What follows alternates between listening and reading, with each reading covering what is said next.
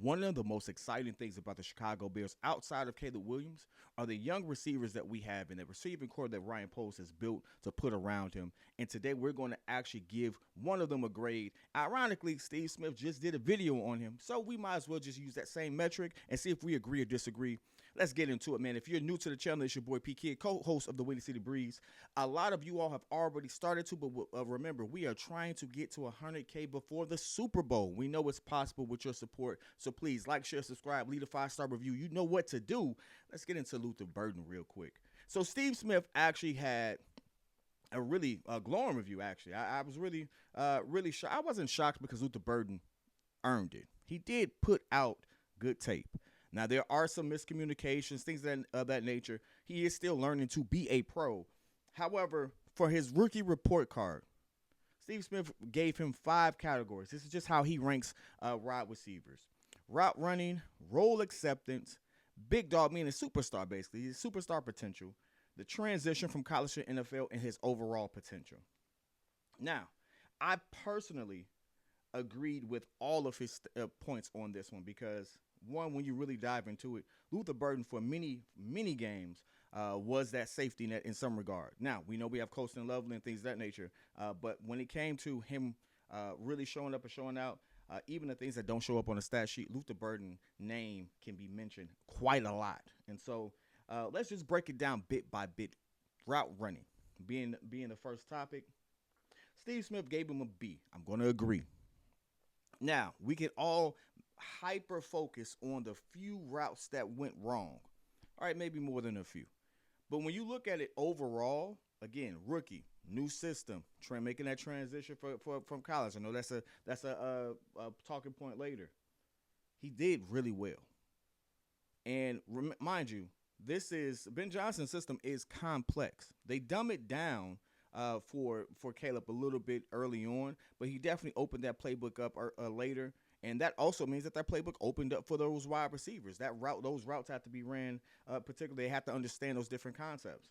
That's a lot to take on. I know a lot of armchair GMs or people who've never really played want to have their input. As someone who, has the privilege of actually talking sports with you all and you all tune in, I'm going to give you all a tidbit. Most of us who have never played don't know what it really takes. We get what we hear third party, but it is a very difficult job. So Luther Burton, when it came down to understanding that concept and the routes that he was running, the clean routes he was running, I give him a B as well. I thought that he had several plays in which, even when he ran a right route, his ability to actually make Caleb right, in a sense where Caleb maybe put it too far behind him, things of that nature, he did that great. But that all came from him actually running his route. When he's off platform, we look at that, I think that was play against Green Bay, may even be another play in this last game against the Rams. When he's running the wrong route, what happens? But there's been plenty of times when he ran the right route, pass was too high, made Caleb right, made that catch. Pass was a little bit behind him, toward his body, made that catch. So I look at all of that and I say, hey, B, and again, who knows more than Steve Smith when it comes to, I think his record when grading wide receivers has been excellent. I'm not going to disagree with that man when it comes to that. Next category is role acceptance. This is how he graded it. He gave him an A. I would have to agree. You have to remember that Luther Burton was used to being the man in his school and used to being a primary target. He's like the third option here. But he accepted that role. He accepted that role even when it was kind of clear that, hey, DJ at certain times wasn't really doing it. Rome was dropping passes in the end zone. Right? But to sit there and still have that competitive, accept his role, shine when his number was called, absolutely. I have to agree with that. I give it an A. And again, he's so skilled that we have that conversation of whether or not we can move on from certain pieces just because of how well he can play and his skill set. So for him to still come in there and not be a disruption, things of that nature, as we know some other rookies can be, some other rookies have been. He's been a pro. He's accepted his role. He's shining in it. And I do believe that Ben Johnson is going to reward that in the years to come. Next one is going to be big dog mentality. It's pretty much that superstar grade. I do think not Rome, excuse me. Woo, that's a different video. I do think Luther has superstar capability. Um, Steve Smith gave it a neutral. I'm gonna give it a B. Here's why I say that.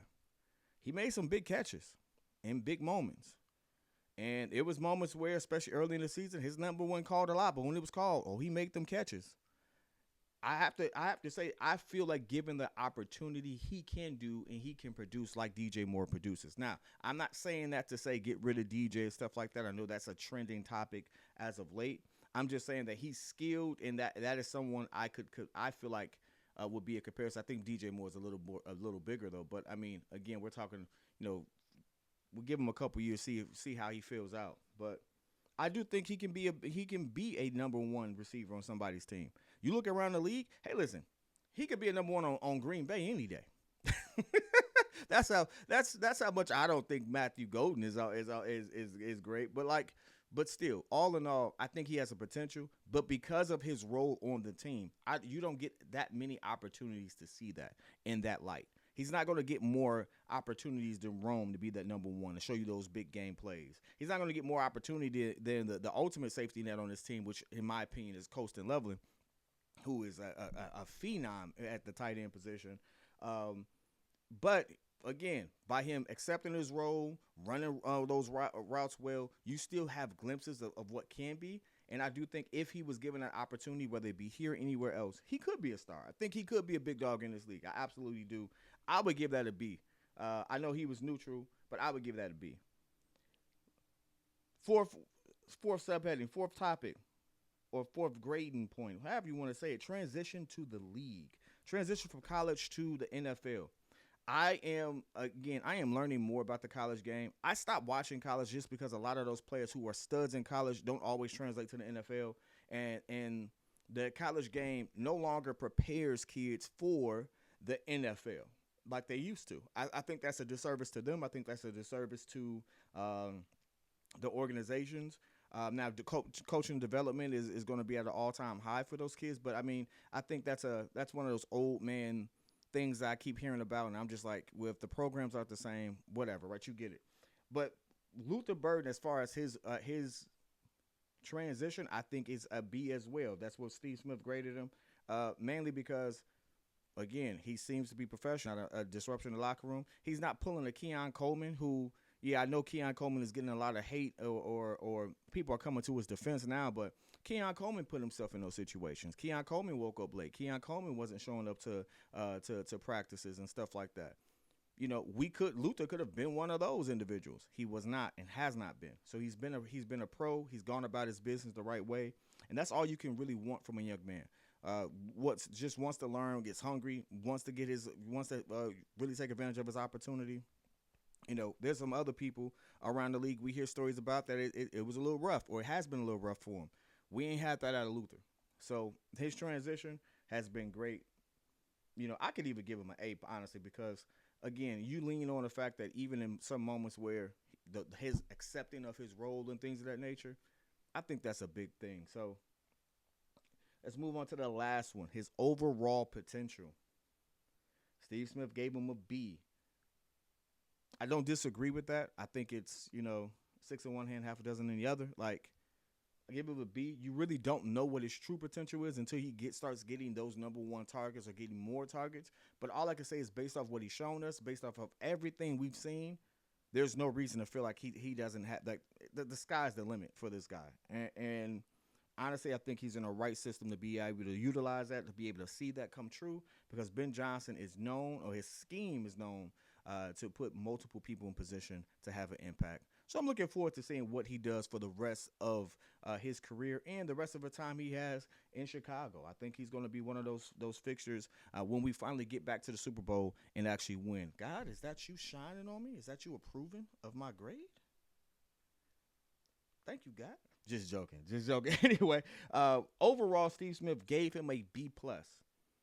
I'm going to have to agree. B+, A, either way, great year. Great pickup from Ryan Poles. And ultimately, the relationship he's building with Caleb, him and Caleb getting on the same page more and more. I think the best football for him has yet to come. and it's going to be really exciting to see him show up, especially with Caleb with him as his QB. But I want to hear your thoughts. What do you grade Luther Burton? Is it a B? Is it a B plus? Some people may give him an A. Some of you all may not like him. I don't know. Put it in the comments. We'll be in there with you. Till next time. Peace.